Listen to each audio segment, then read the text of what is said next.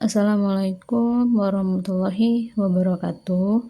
Jadi, di sini saya akan menjelaskan tentang peta lempeng tektonik yang ada di depan saya ini. Nah, apa sih lempeng tektonik itu? Jadi, lempeng tektonik itu merupakan bagian dari gerak bumi yang dimana bergerak relatif satu sama lain. Nah, lempeng tektonik ini sendiri terdiri dari gerak bumi dan bagian atas mantel bumi. Nah, lempeng ini juga bergerak karena adanya konveksi di dalam mantel bumi itu sendiri. Nah, selanjutnya saya akan menjelaskan tentang profil lempeng dan arah pergerakannya serta juga fenomena apa saja yang muncul pada tiap-tiap batas lempeng. Nah, yang pertama saya akan menjelaskan tentang profil lempeng tektonik terlebih dahulu. Nah, mari kita bahas profil lempeng tektonik berdasarkan peta di atas ini. Nah, saya akan menjelaskan profil masing-masing dari lempeng. Yang pertama ada lempeng Pasifik, yang kedua ada lempeng Amerika Utara, yang ketiga ada lempeng Amerika Selatan, yang keempat ada lempeng Afrika, yang kelima ada lempeng Eurasia, yang keenam ada lempeng Australia dan juga lempeng Antartika. Yang pertama, lempeng Pasifik. Lempeng Pasifik ini salah satu lempeng terbesar yang menutupi sebagian besar Samudra Pasifik. Nah, lempeng ini bergerak ke barat dan sering bertabrakan dengan lempeng kecil seperti lempeng Filipino dan lempeng Juan de Fuca. Lalu yang kedua ada lempeng Amerika Utara. Nah, lempeng ini mencakup lempeng Amerika Utara ini sendiri dan sebagian Samudra Atlantik. Nah, lempeng ini bergerak ke arah barat laut secara relatif. Lalu yang ketiga ada lempeng Amerika Selatan, di mana lempeng ini menutupi Amerika Selatan itu sendiri dan juga lempeng ini bergerak ke arah barat menjauhi lempeng Afrika di sebelah timur. Selanjutnya ada lempeng Afrika. Lempeng ini mengisi benua Afrika dan juga laut di sekitarnya.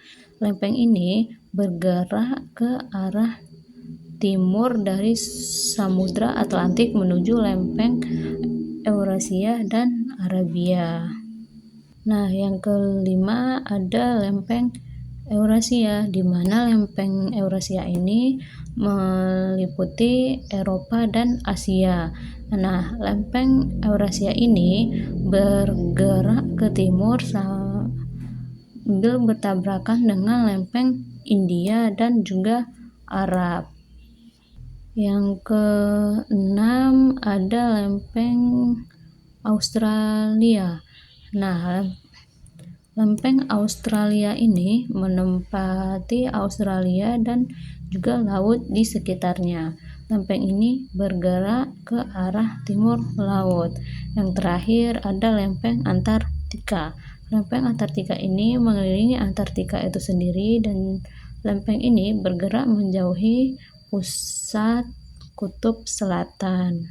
Selain lempeng-lempeng yang barusan saya jelaskan, ada juga lempeng-lempeng kecil seperti lempeng Nazca, lempeng Kokosa, lalu lempeng Filipina, lempeng Juan de Fuca, lalu lempeng Karibia, terus lempeng Scotia, lempeng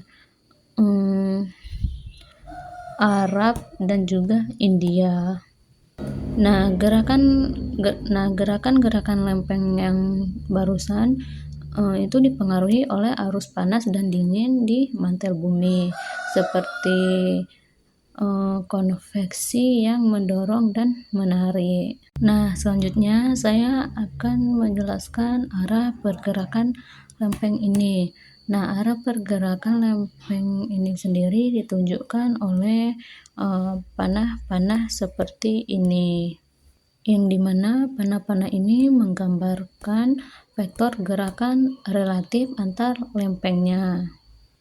Nah, dan juga pergerakan lempeng ini tidak sama, tetapi beberapa lempeng bergerak lebih cepat daripada lempeng yang lainnya.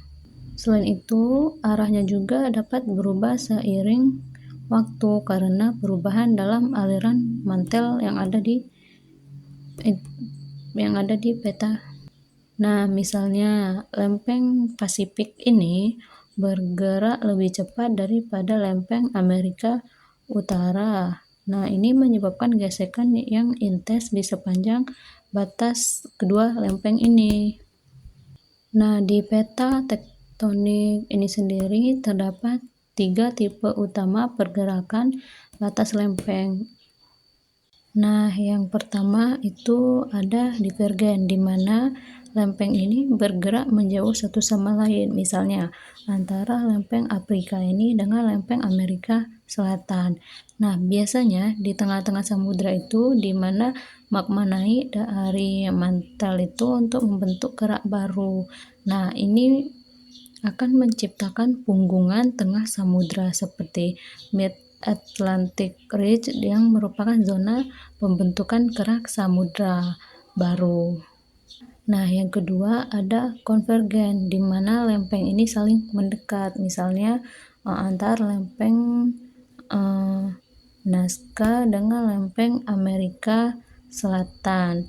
Nah, biasanya ada satu lempeng di mana dia ini lebih padat seperti kerak samudra, tersubduksi ke bawah lempeng yang lainnya.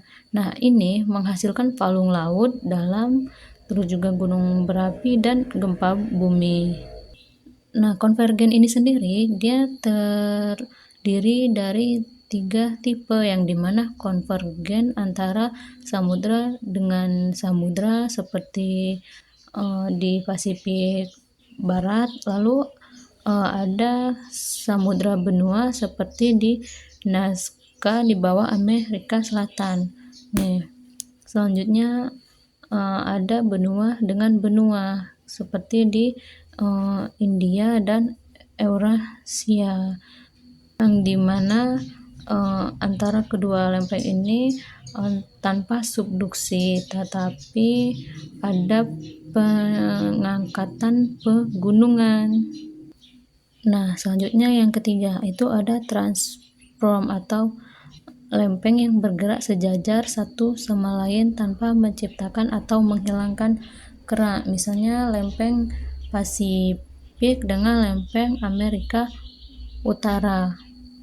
Nah, ini menyebabkan gesekan yang menghasilkan gempa bumi seperti patahan San Andreas.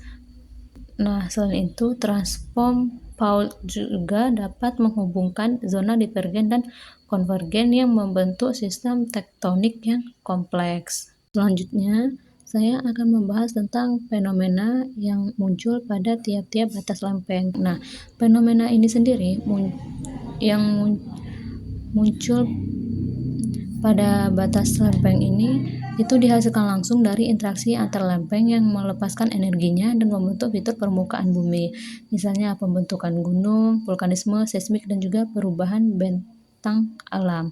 Yang pertama itu ada batas divergen. Contohnya, batas antara lempeng Amerika Selatan ini dengan Afrika di Samudra Atlantik Selatan, serta antara lempeng Antartika, Pasifik, dan lempeng Australia di Samudra Selatan. Nah, fenomena yang terjadi itu yaitu terbentuknya pegunungan di tengah samudra seperti Mid-Atlantic Ridge, di mana magma basal ini naik dan membentuk menjadi kerak samudra baru yang disertai aktivitas vulkanik di bawah laut seperti letusan gunung berapi di dasar laut. Nah, misalnya di Islandia yang terletak di atas pegunungan Atlantik Utara. Nah, fenomena yang terjadi antar batas lempeng ini juga menciptakan hotspot vulkanik dan hidrotermal fans yang mendukung ekosistem laut dalam. Nah, di daratan, divergen ini dapat menyebabkan pembentukan lembah rift seperti di Afrika Timur yang berpotensi membelah benua menjadi dua. Yang kedua itu ada konvergen, di mana terjadi di berbagai tempat seperti di lempeng Pasifik yang tersubduksi di bawah lempeng Amerika Utara dan lempeng Filipina. Nah, fenomena yang terjadi itu ada pembentukan palung di dalam laut dalam seperti palung Mariana, terus juga kerak samudra itu tenggelam. Ini sering terjadi disertai aktivitas vulkanik intens seperti di Ring of Fire Pasifik yang mencakup gunung berapi aktif seperti Fuji di Jepang atau Krakatau di Indonesia.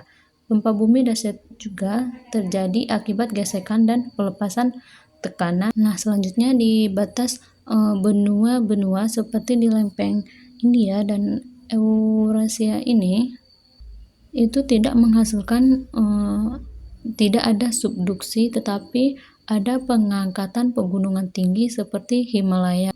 Selanjutnya di Andes, subduksi antara lempeng Nazca yang berada di bawah Amerika Selatan ini menghasilkan gunung berapi aktif seperti Cotopaxi dan gempa yang kuat. Nah, yang ketiga itu ada batas transform, contohnya patahan San Andreas di California, di mana lempeng Pasifik ini bergeser ke utara relatif terhadap lempeng Amerika Utara. Nah, fenomena yang terdapat itu ada gempa bumi yang sering terjadi akibat akumulasi yang bergeser seperti gempa Lomba Prieta dan juga gempa San Francisco. Tidak ada pembentukan kerak baru, tetapi gesekan ini dapat menciptakan lembah dan bukit. Transform fault ini juga menyebabkan tsunami yang terjadi di laut meskipun jarang. Mungkin sekian dari saya. Terima kasih. Saya Tesi Aprilia, kelas 2025B dengan APM 25 1303 40 35.